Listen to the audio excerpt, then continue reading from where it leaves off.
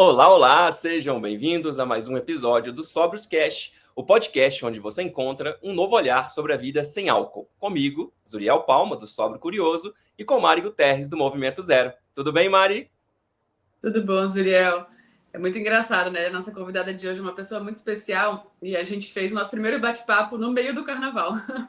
Então a gente tem assuntos, assim, muitos assuntos para falar, mas foi legal porque estava todo mundo lá no assunto carnaval e a gente falando sobre coisas totalmente diferentes, né? Exatamente. Hoje aqui no Sóbrios Cast, nós vamos receber uma especialista muito conhecida aqui no nosso tema, que é a Ilana Pisk, que ela é psicóloga, doutora e pesquisadora, uma das principais referências no Brasil quando o assunto é álcool, comportamento e cultura. A Ilana estuda há anos como o consumo de álcool se naturaliza na sociedade, como construímos a ideia de uso, excesso e problema, e de que forma escolhas individuais são influenciadas por contexto, políticas públicas e normas sociais. Ela também é colunista da revista Veja, onde escreve sobre saúde, comportamento e ciência. Ilana, seja muito bem-vinda ao Sóbrios Cash. Super prazer vir aqui conversar sobre esse assunto e bater papo com vocês. Estou super feliz pelo convite. Seja bem-vinda. Ilana, começando aqui, o seu trabalho, né, hoje, ele não começa na dependência, mas no contexto, né, em si. Por que é importante falarmos de álcool antes de falar do problema em si? Acho que por muito tempo e ainda hoje a gente fica focado nas pessoas que seriam, entre mil aspas, os doentes, vamos dizer assim, as pessoas mais graves nesses contextos relacionados ao álcool. E daí, nas nossas cabeças, vem aquelas pessoas que estão caídas na rua ou que destruíram a vida toda por conta do consumo do álcool, né? E daí eu fui percebendo ao longo do tempo, né? A gente foi percebendo que, na verdade, tem todo um caminho para as pessoas, e muitas pessoas não chegam à dependência, mas mesmo assim tem questões e problemas relacionados ao álcool, que tem muito mais a ver, como você falou, com o contexto e com as nuances relacionadas ao álcool do que problemas gravíssimos. Claro que a dependência também é um problema muito, muito, muito, muito importante, mas é apenas uma das partes desse problema. E eu sinto que a gente está caminhando para discutir essas outras situações que acontecem com muito mais frequência. E por que você acha que as pessoas tendem a pensar só nesses extremos, né? Que seria festa ou doença. Não tem aquele meio termo, né? Da pessoa parar porque repensou um consumo por uma outra forma, ou porque aquilo não está fazendo bem para ela em um caso específico. As pessoas... Deu um cortezinho, mas tem N razões para isso. Uma das razões é porque a gente, às vezes, acho que como ser humano, a gente é atraído para os extremos, tá certo? Então, quando a gente fala até sobre outros assuntos, a gente pensa nos piores, nos cenários piores, etc. e tal. Então, é uma coisa meio humana pensar nessas coisas extremas, né?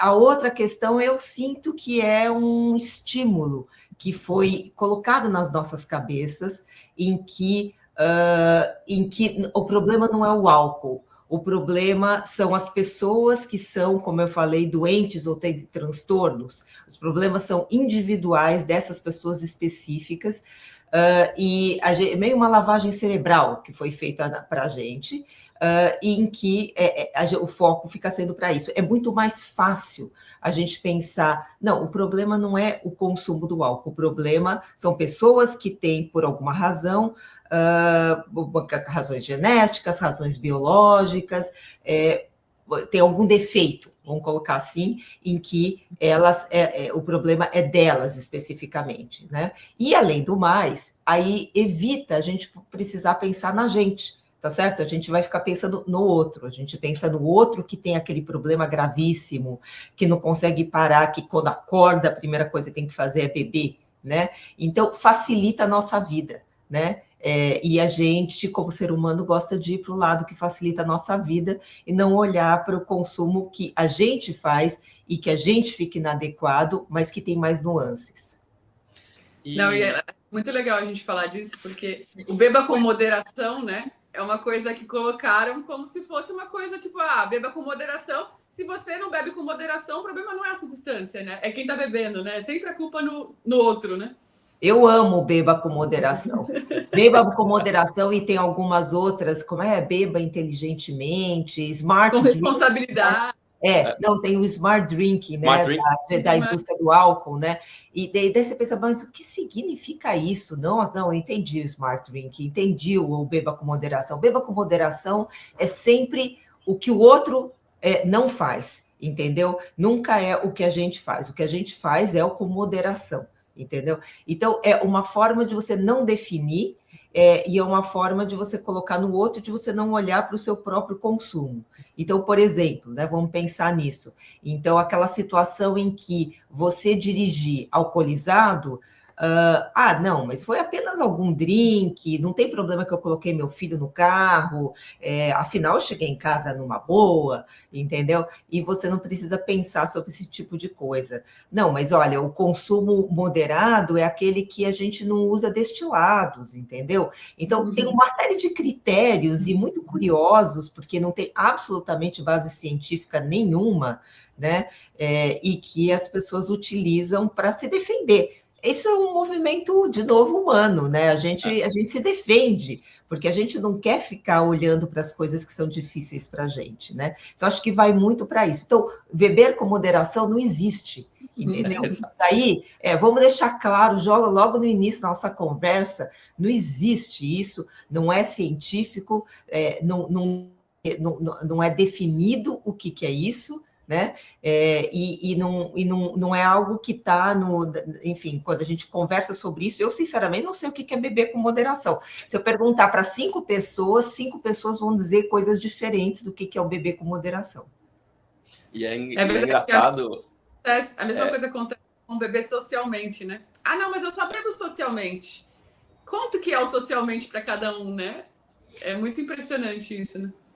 Eu convido vocês, se é que vocês já não fizeram, para fazer essa pergunta para diferentes pessoas, para elas dizerem isso. O que é o beber socialmente? Beber socialmente, quando eu bebo com outras pessoas, pode ser isso, então, tá? Então, a definição então, quando eu bebo com outras pessoas é social, porque, teoricamente, estou socialmente, e quando eu bebo sozinho, não é bom, porque eu bebo sozinho.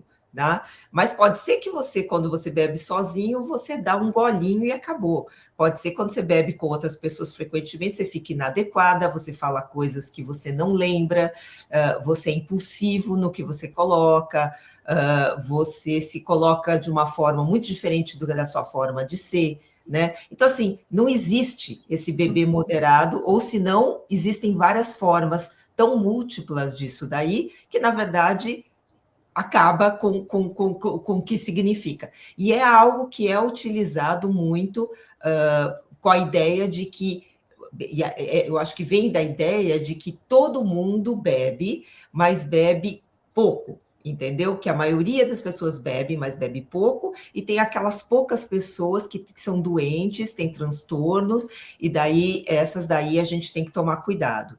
E claro que isso é uma ideia que a gente pensa muitas vezes, não, é cultural, eu adoro isso também, né? É cultural. Eu falo, cultural como? Assim, tá no livro, foi criado, como é que é? Na verdade, isso é uma criação da indústria da bebida alcoólica, que é muito útil para as indústrias pensarem que as pessoas, de maneira geral, elas bebem um pouquinho, que isso faz muito bem para elas, é parte de uma vida boa e saudável, divertida, livre. Livre, exatamente, feliz, entendeu? Então, eu acho que a gente tem que ir tirando esses mitos que a gente não pensa, entendeu? A gente simplesmente repete, né? E o beber moderado vem muito, ou smart drinking, ou qualquer uma dessas enfim, dessas formas de falar sobre isso, vem desse caminho. E aí, a gente falando desse beber moderadamente, eu queria que agora a gente entrasse um pouco sobre a desconstrução da ideia de dependência.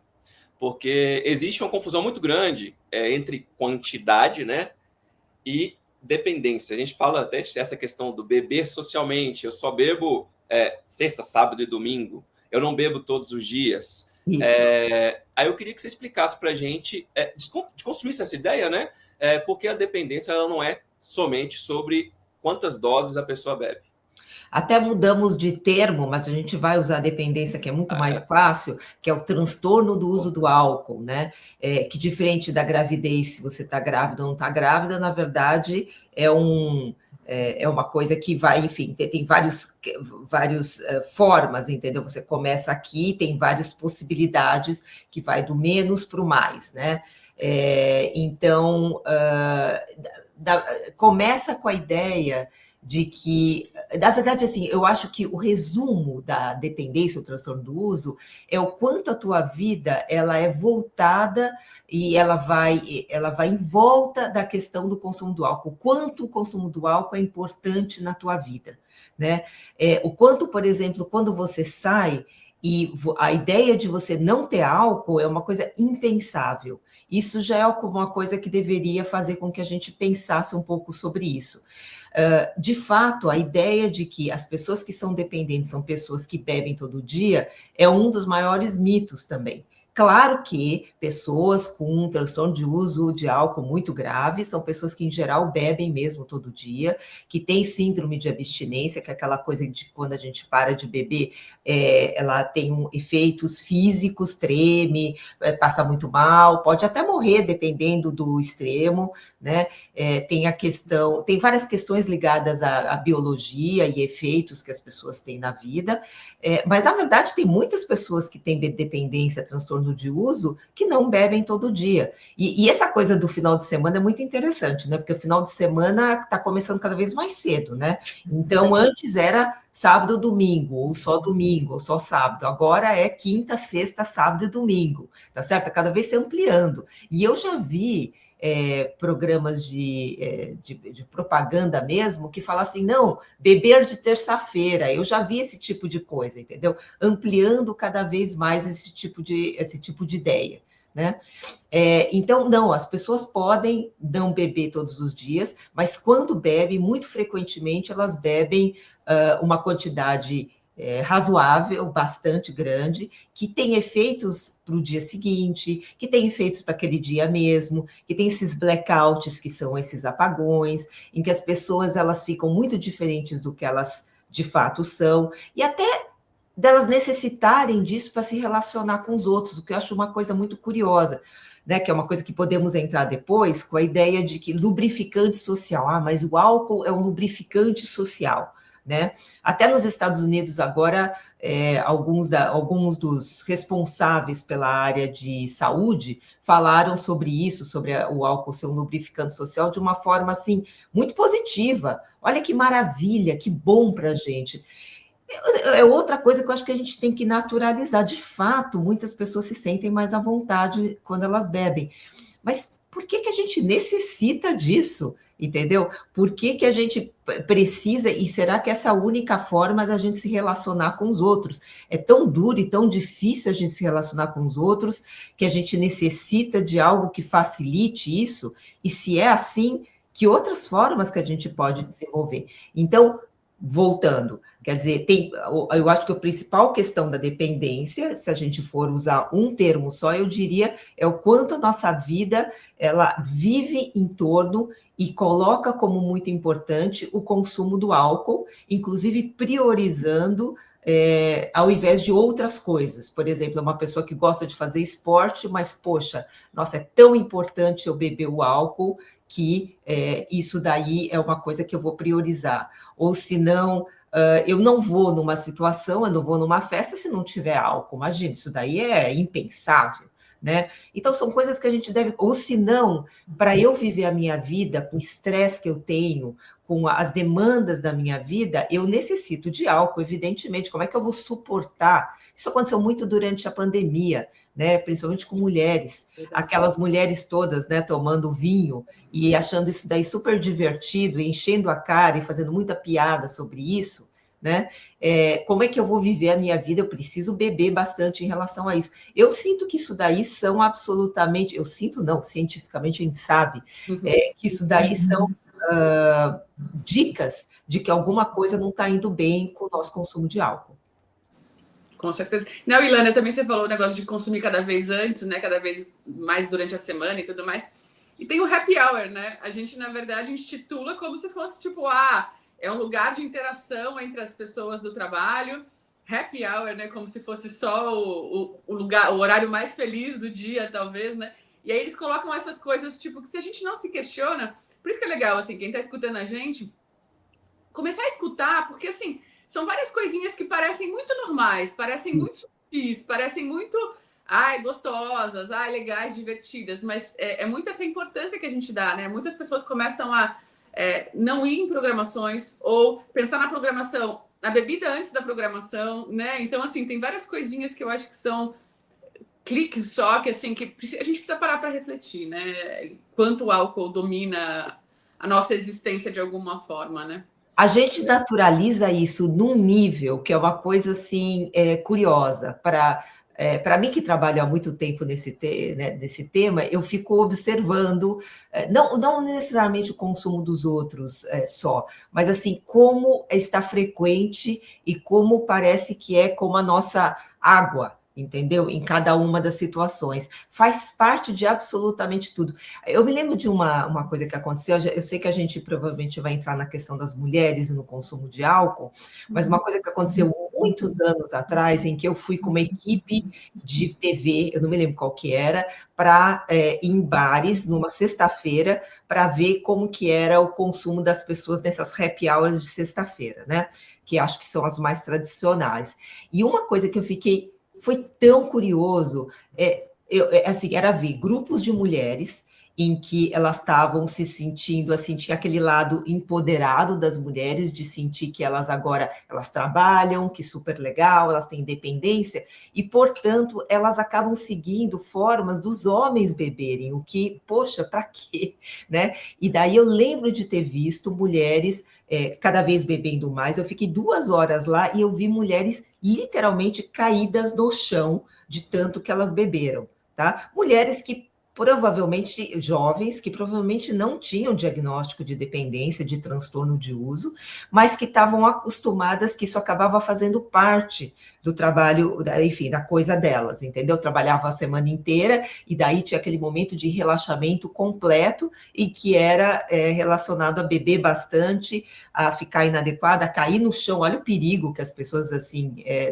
tinham nesse tipo de situação, e era uma coisa vista, parece que de uma forma até engraçada, entendeu? Curiosa, divertida, né? Então, assim, eu não estou dizendo que qualquer consumo de álcool pode ser um consumo só ruim. Eu sei que as pessoas podem se divertir nesse tipo de situação. Eu sei que tem usos, vamos dizer, gourmets, assim, relacionados ao álcool, mas a naturalização e esses ambientes que a gente chama alcoogênicos é o que mais existe. E eu vejo que as pessoas questionam muito pouco e começam a questionar quando a situação já está começando a ficar mais grave. Exatamente. E é engraçado também, assim, tanto a gente falar sobre essa naturalização, normalização do consumo, né? Que o tanto que o beber é visto como normal, né? E se você não bebe, você sempre precisa estar justificando para as outras pessoas o porquê você não bebe, né? Só disso você já vê o tanto que é normalizado o consumo no mundo, né, em geral. Mas essa é uma das... Até o termo beber, né? Até o termo beber. Beber poderia ser água. Exatamente. Você tem toda a razão. Até hoje, quando alguém vem me oferecer alguma coisa, porque as pessoas ainda vêm, eu falo, eu não bebo. Como eu não bebo? Isso aqui é o quê? Tá certo? O cafezinho é o quê? É beber, tá certo? Mas beber ficou, vamos dizer, capturado pela questão de você beber álcool, entendeu? Acaba sendo esse tipo de situação. Mas é verdade, é bem isso que o Zuriel está colocando, né? Então, a naturalização e a ideia de que automaticamente a gente vai para esse lado. Se você não quer consumir. Aí é toda uma questão que a gente também pode conversar, mas a ideia de que você está estragando a alegria dos outros, porque é algo que é feito em grupo, e parece que se você não quer consumir o álcool, você está acusando os outros de alguma coisa, você está apontando o dedo para alguma coisa que as pessoas fazem, o que não estamos, enfim, a gente não quer beber, por exemplo, né? A gente está se sentindo muito bem do jeito que a gente está, a gente quer aproveitar as situações de uma outra forma, ou se não, a gente também quer, no dia seguinte, estar pronta para fazer uma série de outras coisas, quando o consumo do álcool acaba atrapalhando a gente desse tipo de situação no dia seguinte, né? Então, é a única droga, eu acho, né? A única droga, eu estou aqui pensando, em que você tem que justificar e, frequentemente, você tem que dizer mesmo, você tem que dar desculpas, não, é porque eu estou doente, então eu não posso beber, ou se não, mulheres mais jovens, é porque eu quero engravidar, ou eu estou grávida, ou se não, mais assim, algumas pessoas têm que dizer porque eu tive um problema com álcool, quer dizer, como assim? Por que é necessária essa justificativa? Eu não gosto de beber, acabou, não estou com vontade, entendeu? E acabou. Por que isso é necessário? Mas um dos meus artigos que eu fiz para a Veja era justamente sobre isso. O quanto a gente tem que ficar justificando o tempo todo para os outros quando a gente não quer. E, de fato, quando eu trabalho com pessoas que querem parar de beber, a gente tem que... Olha, infelizmente, no começo ter toda uma estratégia para elas não serem tão meio que atacadas mesmo o tempo todo sobre a justificativa do porquê elas não querem beber. Isso é muito doido, porque isso não acontece, acredito eu, com nenhuma outra coisa, né? Então, você justificar por que você não quer. Quer dizer, justifica você por que você quer, entendeu? Verdade. Não, e muitas vezes a gente fala assim, não, mas eu estou dirigindo. E todos na mesa estão dirigindo e ainda criticam que você falou sobre dirigir, como se você, na verdade, estivesse acusando o outro. Na verdade, não. Eu vim de carro, eu não quero beber, eu já não bebo, eu não quero beber. Todo mundo que tá bebendo e tá de carro fica, tipo, torce o nariz como se você tivesse errado em falar alguma coisa certa, né? Então, tipo, é muito desconfortável isso, né? Não deveria ser tão desconfortável e acho que é por isso que até nossos projetos existem para... Gente, não é... O não deveria bastar, né? Então, assim, a gente requestionar essas coisas, né? E também assim, a escolha naturalizar que a escolha de você não beber não te impede de estar presente com as pessoas também, porque às vezes, assim, você para de beber, às vezes tem pessoas que vão te deixar de te chamar para certas coisas só porque você parou de beber. Você ainda continua vivendo ali, você conversa ainda, você tem papo ainda. Então, assim, simplesmente só porque você escolheu, você não deixou de existir no mundo, não, né? Eu até, quando a gente conversou, eu dei um exemplo até de clube de vinho, né? Isso. Então, por exemplo, quando meus filhos eram menores, as minhas amigas de escola lá, as mães, tinham um clube de vinho. Só que o clube de vinho não é só para apreciar o vinho, é para bater papo, é uma desculpa, entendeu? Como um book club, como outras situações são. Eu nunca fui convidada para esse tipo de situação, e eu gostaria de ter sido convidada, porque eu não ia lá apontar dedo para ninguém, eu ia lá bater papo com amigas, né? E por que não esse tipo de situação, né? Então, é verdade, quer dizer, absolutamente essas são situações que eu acho que ainda incomodam muitas pessoas, mas eu também acho que a gente está num caminho de modificação, não só da naturalização, como também da exclusão das pessoas que não bebem, e até da nossa diversão e da possibilidade das pessoas verem o quanto é divertido a gente viver a vida sem beber, ou eventualmente bebendo terrivelmente menos do que as pessoas bebem. Mas as pessoas sentem muito medo, sabe? Uma vez que elas estão acostumadas com esse consumo desde muito cedo, eu até diria medo. Quer dizer, como será a minha vida sem esse consumo, sem esses relacionamentos que passam pela bebida alcoólica? É uma coisa que as pessoas muitas vezes temem, né? Não temam, pessoal, entendeu? Porque é algo absolutamente possível. É algo que pode ser super legal, é algo que pode se manter bacana, e além do mais, a gente acaba descobrindo muita coisa sobre a gente mesmo quando a gente retira esse tipo de coisa, né?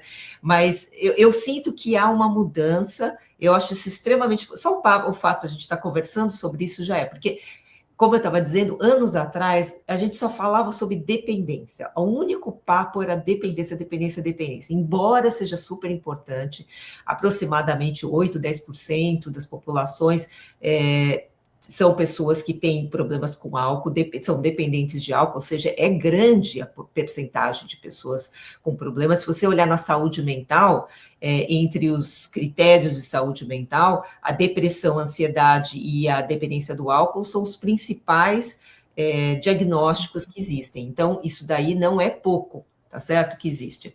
No entanto, isso daí é uma coisa que ainda assim é uma minoria grande, uma minoria pequena, vamos dizer assim. Uhum. E existem todos esses outros, essas outras possibilidades das pessoas em que elas consomem um pouco mais em tais situações ou não. Uma das que eu acho mais interessante também, sabe o que é? Ligada ao esporte.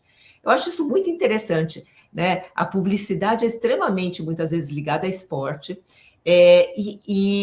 Você vê as pessoas muitas vezes vão lá, os caras vão lá, jogam futebol e depois vão beber. O que eu falo, como assim? Quer dizer, os caras estão lá jogando, né? Precisam de toda a possibilidade do corpo delas, de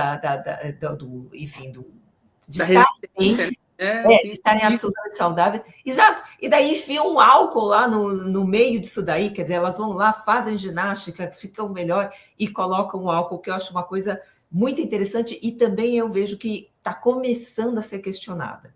É engraçado. Assim, o meu ponto de partida aí para questionar o álcool foi esporte, porque exatamente assim, esporte e álcool não combinam de forma nenhuma.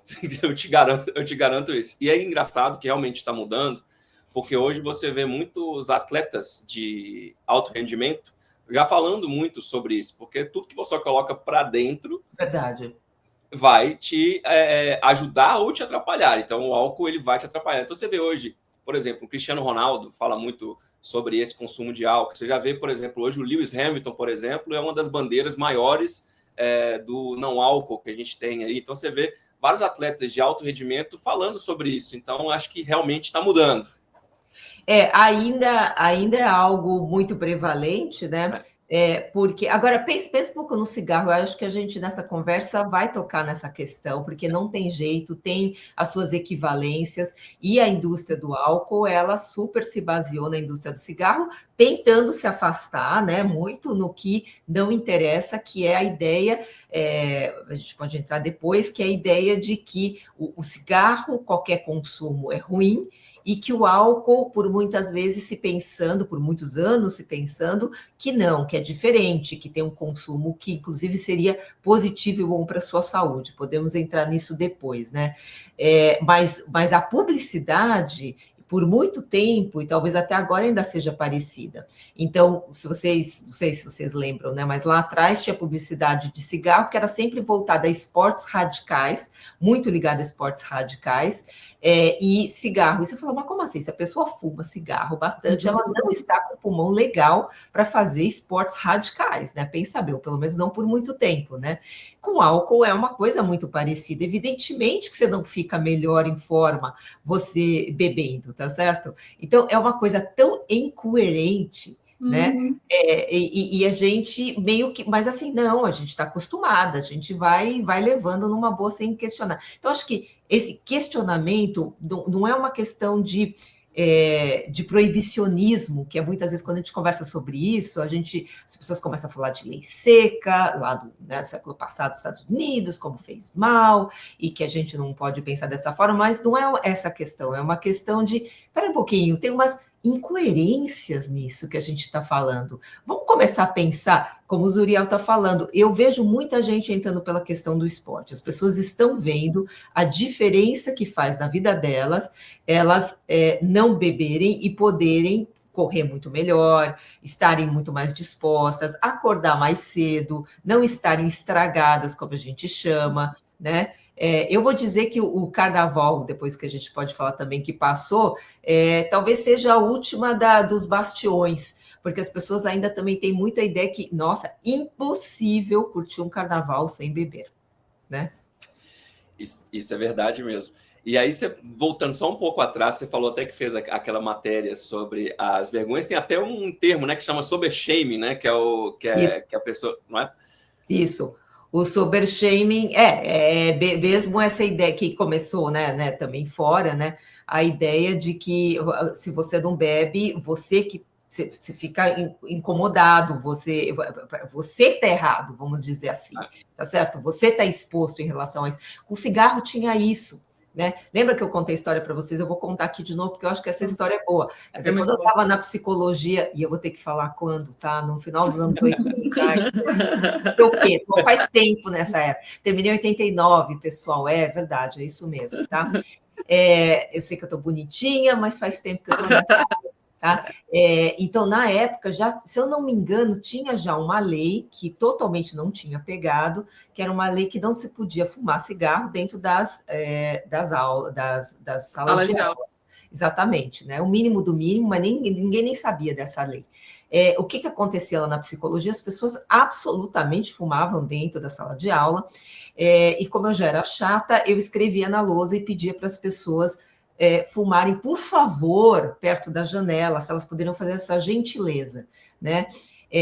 As professoras fumavam, a grande maioria, os alunos, muitos deles fumavam, não todos, mas muitos deles, e eles ficavam extremamente incomodados, porque eles sentiam que eu estava ingerindo na liberdade deles de fumar. Não havia o pensamento de que eles estavam ingerindo na minha possibilidade de prestar atenção na aula, entendeu? Com aquela fumaça na minha cara, sem contar que já se começava a falar sobre esse beber de second hand, né? Como é que a gente chama isso? Beber...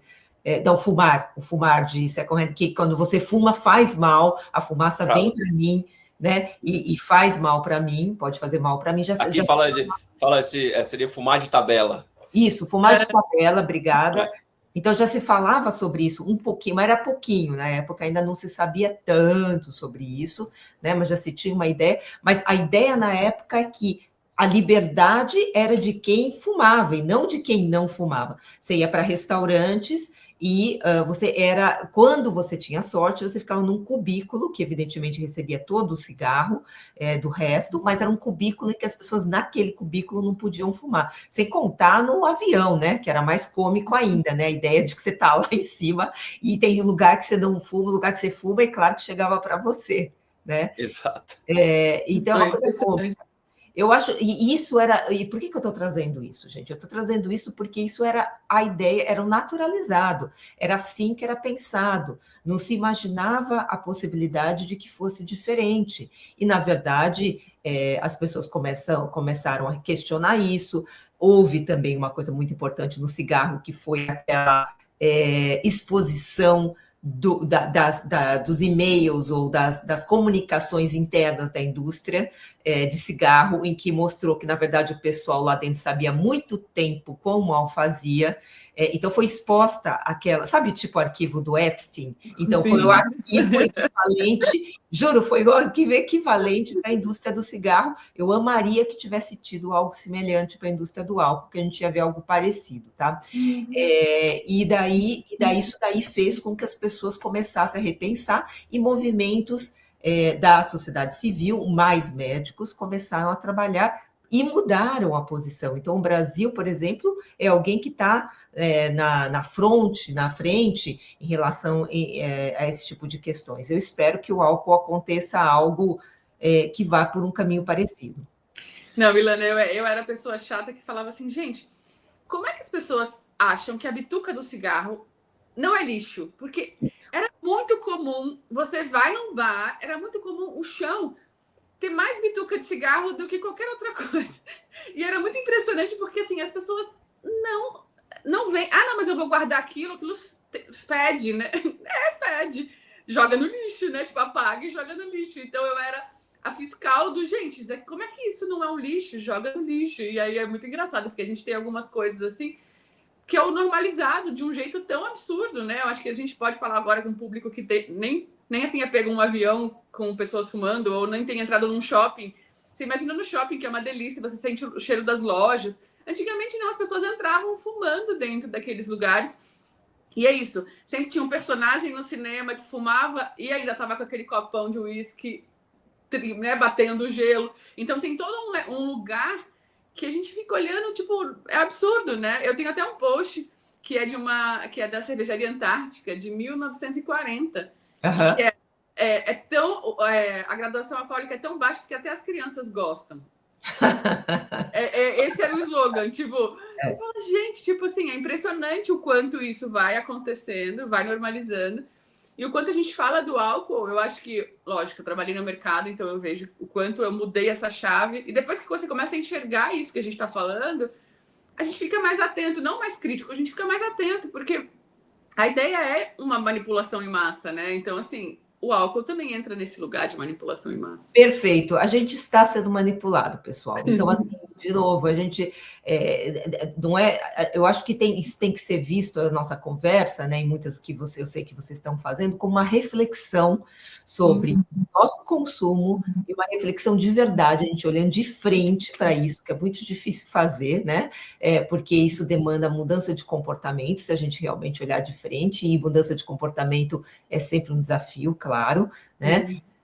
Mas uma seriedade e realmente aí uma escolha refletida e não simplesmente automatizada, né? E exatamente vai para o caminho que você está falando. Eu acho que esse caminho é um caminho de liberdade. O caminho de liberdade é um caminho que a gente consegue refletir, mesmo sobre as coisas dolorosas para a gente, que a gente tem medo de olhar, tá? E daí tomar decisões baseadas nessa visão em que a gente fica mais atento, tá? E a lavagem cerebral é uma palavra ótima, porque se você for olhar, está em tudo que é parte, né? Antes tinha aquela coisa de, como é que é, billboard, enfim, desses cartazes, né?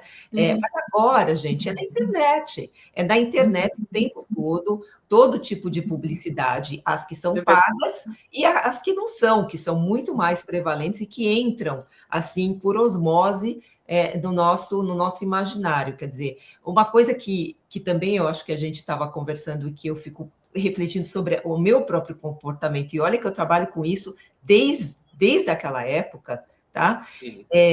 Eu, nas festas dos meus filhos, eu nunca ousei não ter bebida alcoólica. E eu fico pensando, por quê? Entendeu? Por quê? Entendeu? Por que tinha que ter? As festas eram para as crianças, né? As festas, sim, os adultos podiam estar lá e era legal que estivessem, e a gente tinha comida gostosa para os adultos, a gente tinha coisas para eles beberem, como água, por exemplo, e café. Por que eu tinha que ter bebida para os adultos, sendo que, além do mais, eles estavam lá para ver as crianças participar daquilo e não para se bebedarem e para dirigirem as crianças de volta para casa. Mas eu nunca, naquela época, meus filhos agora têm 22 e 25, eu nunca pensei em não ter, nunca ousei não ter. Então, e é uma coisa que hoje em dia eu absolutamente faria dessa forma, né? Eu mudaria isso daí sem problema nenhum, né? Então, é esse tipo de coisa que eu acho que é interessante a gente pensar. E aí é um tópico interessante, porque é exatamente isso que nós, eu e a Mari aqui, a gente propõe, que não simplesmente demonizar, é primeiro fazer a pessoa refletir. Porque muitas das vezes a gente consome o álcool e nunca nem parou para pensar por que a gente consome o álcool. Porque aquilo foi introduzido, como é naturalizado, como está em todo lugar, você foi introduzido naquilo e entrou e você nem sabe o porquê. Então, assim, primeiro você parar para se questionar por que eu bebo, a quantidade que eu bebo, em quais motivos sociais que eu estou bebendo. Então, assim, você refletir e propor parar por um tempo para ver como é que é viver sem ser escravo da bebida, é muito importante, porque aí sim você vai poder escolher com um pouco mais de lucidez, que eu vou falar assim, né?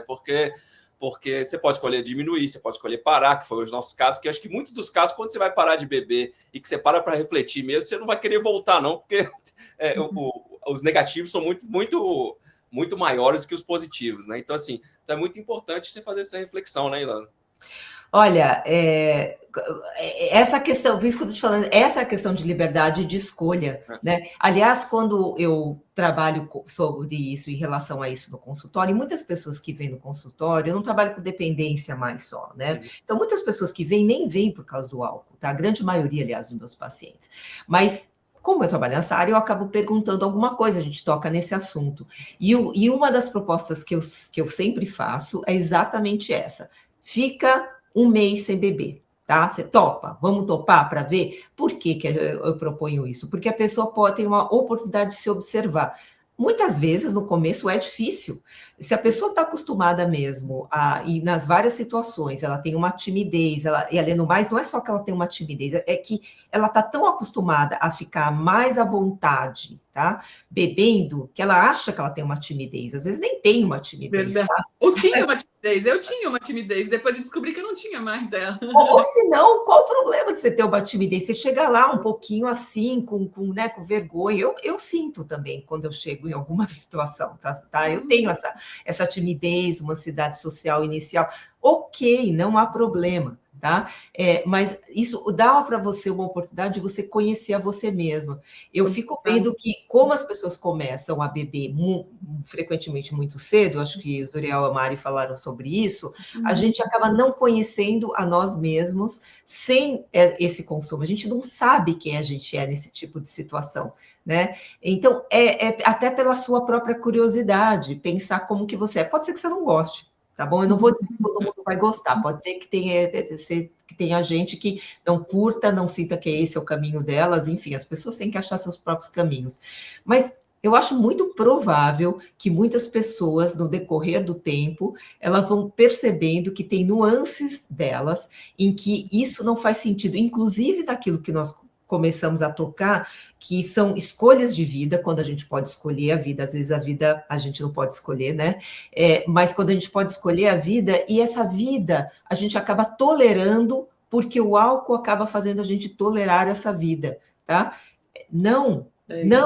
Isso não é um bom caminho, tá certo? Quer dizer, a gente tolerar aquela vida, ou até aquele relacionamento, ou até, gente, aqueles amigos, ou até aquelas situações. Os ambientes, né? Exatamente. Essa é uma outra coisa que eu vejo com alguma frequência em pessoas que, de novo, não necessariamente têm transtorno de uso, mas acabam sendo pessoas que o álcool facilita e possibilita elas se manterem em situações que, poxa, por que elas têm que se manter? Muitas vezes dá para elas saírem.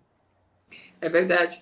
Não, e é muito importante quando a gente começa a refletir, porque às vezes a gente vai com um diagnóstico, né? Às vezes a gente vai num lugar e fala, eu tenho depressão, eu tô ansiosa, né? Eu tô com estresse alto, eu tô dormindo mal, ou várias coisas. A gente começa a ver alguns sintomas que muitas vezes ele é o companheiro do álcool, né? Tipo, ele na verdade, ele tá ali. E muita gente nem questiona o álcool como um problema nesse ambiente caótico que às vezes a gente olha, né?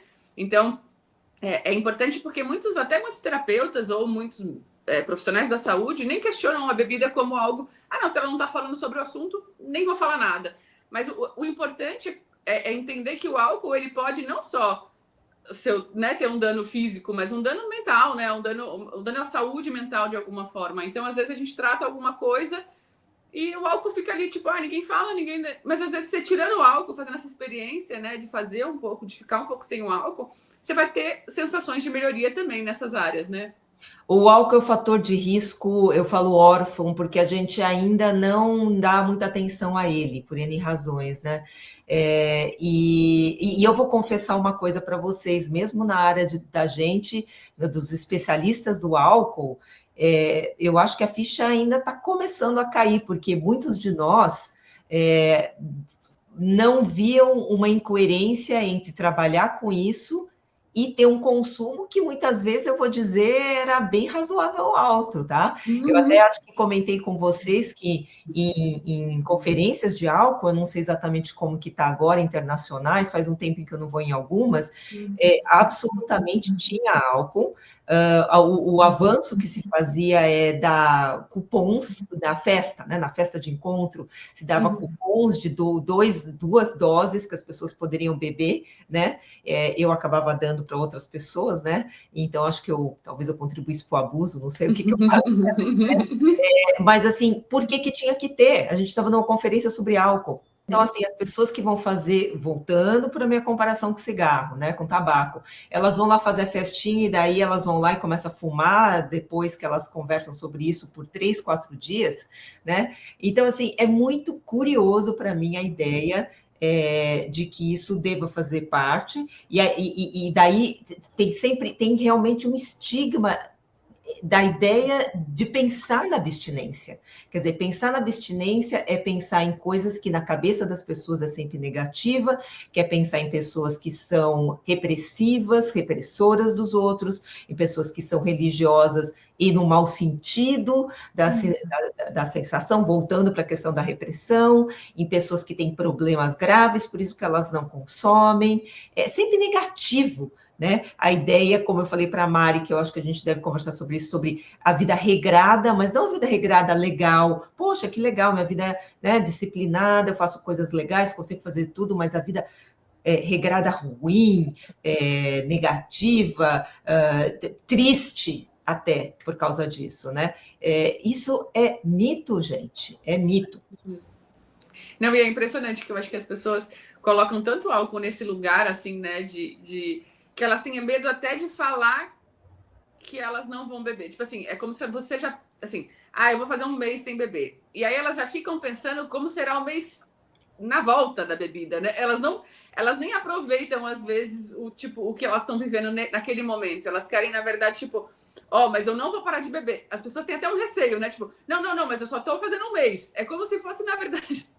Eu acho que o mais louco é a sensação que a gente tem de culpa por não beber em alguns momentos, né? Ou vai ter que ser uma sentença. Não, você pode ser uma escolha, né? Tipo, não precisa ser uma sentença nunca mais beber. Eu falo que hoje a minha escolha é por estilo de vida, né? Pode acontecer alguma coisa na minha vida que eu sinta vontade de...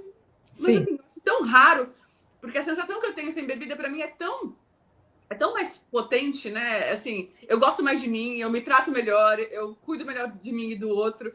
Então, assim, eu acho que tem várias coisas que eu gosto muito mais da minha versão sem álcool. E aí eu acho que as pessoas às vezes começam a entender essa versão sem álcool de uma forma muito, realmente, né?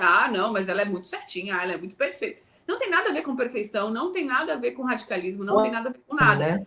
É uma escolha. E, assim, é tão bom quando você se cuida e você se gosta. Eu valorizo muito mais a minha vida sem álcool. Então, assim, eu trago mais para esse olhar, sabe? É possível, é tranquilo, é descolado, é divertido. Eu me divirto. E não tem que vir de um lugar de você ter sido uma pessoa com transtorno de uso. Não tem que vir de um lugar em que você teve... você não tem que ter uma justificativa desse ponto de vista. E é por isso que eu acho que a nossa conversa está sendo muito também sobre as nuances, que é a coisa que se perdeu, eu acho, lá no passado, porque, de novo, a gente focava muito em quem tinha dependência, transtorno de uso, tá certo? Nas nuances, no dia a dia, e isso que você falou, na minha versão sem álcool, talvez na sua possibilidade de se relacionar com os outros, quer dizer, aquilo que eu estava dizendo, eu não consigo me relacionar com os outros sem ter o consumo de álcool, mas para um pouquinho.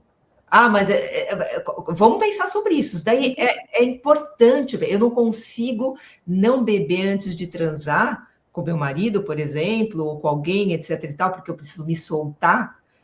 Peraí, mas então a questão, sabe? O buraco é mais embaixo, né? Exatamente. Né? Então, essa reflexão, na verdade, e você falou, as pessoas temem mesmo, a gente teme, porque a gente, principalmente quando começa cedo, a gente não está acostumado com a ideia, e muitas vezes até vem aquela ideia da gente ser rejeitado pelos outros, as pessoas não vão nos aceitar, a gente não vai se divertir. É a ideia do quanto a nossa vida vai mudar e no imaginário que vai mudar para pior, tá certo? Mas a gente... É da identidade, né? Como se fosse uma identidade, né? Exatamente. Identidade, não é? Exatamente. E não sei, assim, no olhar psicológico, da parte, assim, eu acho que sim, você vai passar certamente por um luto daquele eu anterior que bebia, isso é inevitável, né? Muitas vezes você vai passar por esse luto, sim, mas esse luto pode ser bem rápido, viu? Para dizer a Pode verdade, demais. bem mais rápido que os lutos de maneira geral. E, de novo, tem um caminho grande entre ser um consumo moderado, ou seja, um consumo que para muitas pessoas é toda semana, em todas as situações sociais, etc. Aliás, um outro caminho, quer ver? Vou sugerir.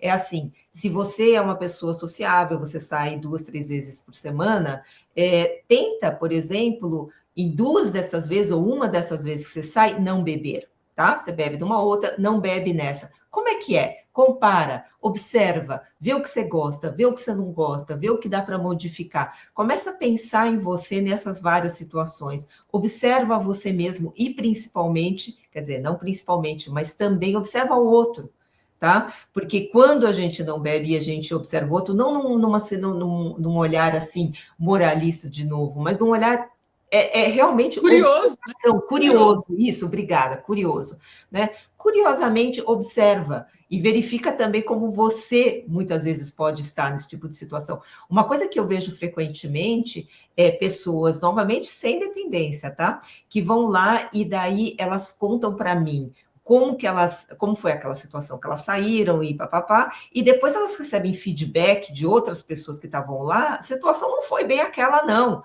entendeu? A pessoa esteve mais inadequada, a pessoa se posicionou de uma maneira que não foi tão legal, etc e tal. Então, isso acontece com, você falou beber e dirigir é uma situação super óbvia, as pessoas falam assim, não, mas eu estava ótima, eu não faria isso, se eu não beberia se eu não tivesse bem.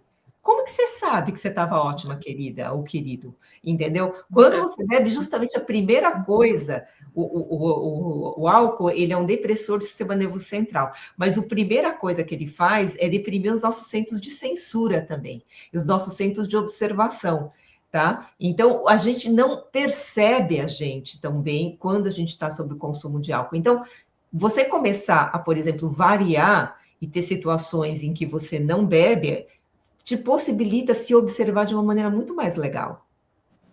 Eu brinco que, na verdade, você acha que está divertido, mas você está sem noção. Exato. Perfeito. Frequentemente é isso. A gente fala, nossa, super divertido, foi super divertido, mas assim, você fez cada coisa sem noção, que se você for pontuar, ou você for olhar as pessoas, né, que estão fazendo, é impressionante. E aí, Lana, agora vamos entrar numa parte que você é muito especialista também, que é na parte de políticas públicas, né, para a indústria do álcool. Quando a gente fala sobre políticas públicas do álcool, do que a gente está falando exatamente? A gente pensa muitas vezes, e a gente está conversando aqui de uma forma individual, que é super importante. Mas se a gente quer pensar sobre uma redução do consumo de álcool de maneira geral, a gente tem que pensar de uma forma populacional, e essas que são as políticas públicas de álcool. As principais políticas públicas de álcool, as que mais funcionam, isso que eu quero dizer, a gente chama de best buys, as melhores compras, como se fosse, tá? É assim que foi apelidada pela Organização Mundial de Saúde, são o aumento do preço do álcool, de diversas formas, por exemplo, através dos impostos, como aconteceu agora no Brasil, mas tem outras formas, uma diminuição do acesso à bebida alcoólica, ou seja, não ser tão fácil comprá-la, não ter tantos locais para vender e ser tão fácil você conseguir trazer ela para sua casa, né, ou para o local onde você vai beber. E a questão da publicidade de bebida alcoólica, marketing de bebida alcoólica. Então, essas áreas, na medida em que você consegue estabelecer políticas públicas de aumento de preço, de redução de locais de venda e de dificuldade do acesso, né? Pelo menos dificultar um pouco, porque atualmente é mais fácil que você comprar grampo de cabelo. Uma proibição ou uma redução drástica de publicidade de forma geral, incluindo, evidentemente, nas redes sociais e patrocínios, que é o que acabou de acontecer no Carnaval Paulista, por exemplo, paulistano, é algo que tende a diminuir o consumo geral de uma população de bebida alcoólica. E na medida que você diminui a população, o consumo geral, você reduz os problemas relacionados ao álcool de forma geral. Mesmo se a gente for pensar não só nos dependentes, mas as pessoas que bebem muito menos do que os dependentes, tá? Então, uma população geral bebendo menos significa menos acidentes de trânsito, menos violência, menos assassinatos até, né? Porque o álcool está muito relacionado nesse tipo de situação, menos abusos sexuais, menos problemas de saúde, que são inúmeros, né?